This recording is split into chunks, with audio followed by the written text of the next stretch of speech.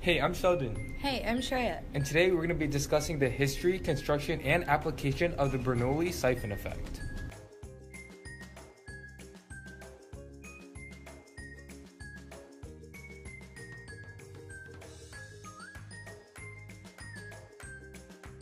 The Bernoulli effect siphon dates all the way back to the Egyptians in 3100 BC.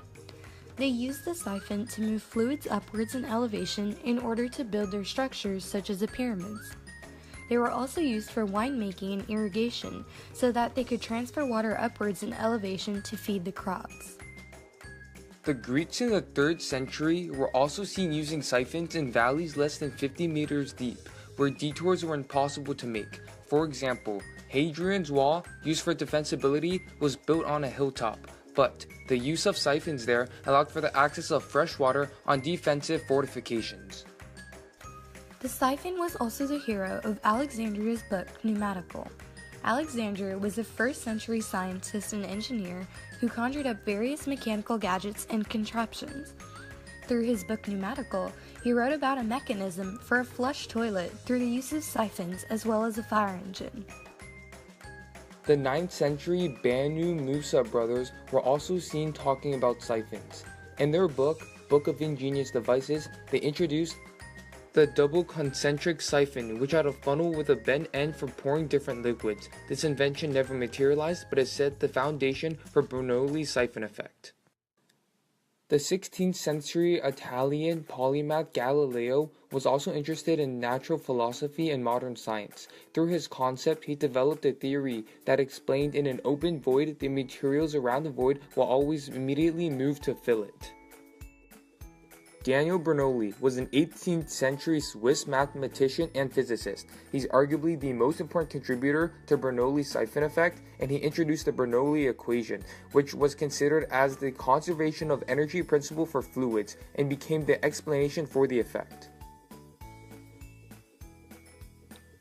Daniel Bernoulli had two critical theories. The first was that pressure and velocity were inversely proportional, and the second was that the amount of fluid entering a tube at any given period of time had to be equivalent to the amount of fluid exiting that same tube at that same period of time.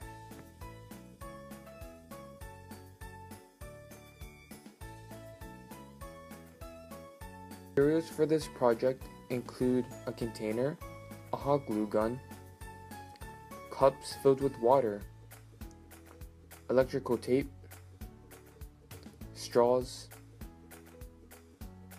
food coloring, scissors, and a water bottle. For the first part of the procedure, take your water bottle and empty out the water. Then take the bottle cap and use your scissors to poke 2 holes into it.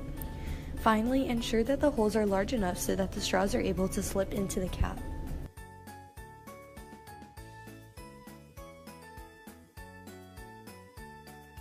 For the second part of the procedure, take your time when you poke your holes, as it is critical that you make sure that they aren't too close. A good tip is to start the holes on opposite sides of the cap and then begin to make them larger from there.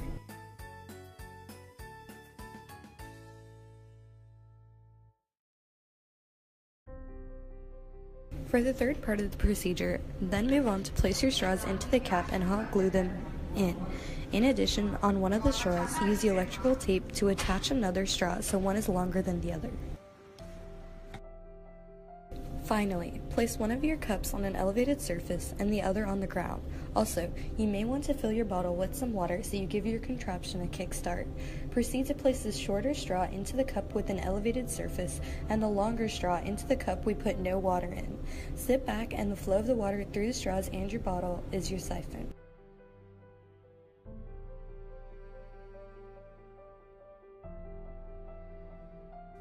As the water runs out of the bottle, there's a decrease in pressure in the bottle.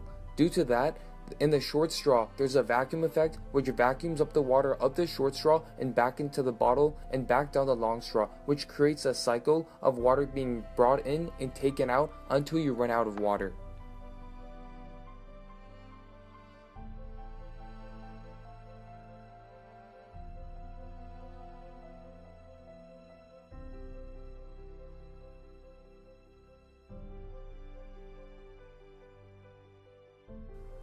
Toilets require large volumes of water to enter the bowl quickly, so the siphoning effect can quickly pull the water into the bottom of the bowl. However, a siphon jet is used near the bottom of the bowl for this rapid movement of water. There is a siphon tube called a P-trap in the toilet which prevents the sewer gases from entering the bathroom and is usually filled with. When you flush the toilet holds enough water to overcome the partial vacuum inside the siphon tube as water flows into the toilet bowl. The rapid influx of water from the sides of the bowl raised the water level inside the siphon tube, pushing the water inside the bowl through the tube extremely quickly.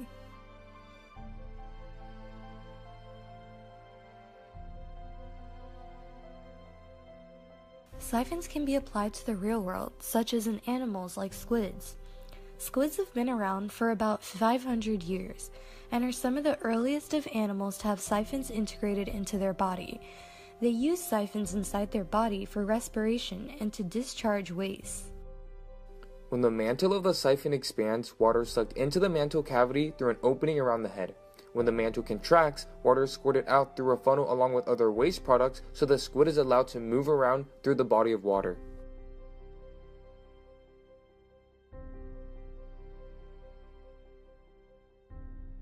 The 19th century siphon coffee maker also introduced Bernoulli's siphon effect to the modern world. It's designed meant for more of a display than actually drawing coffee, but some of them are still seen today just for decoration, not actually for producing drinkable goods.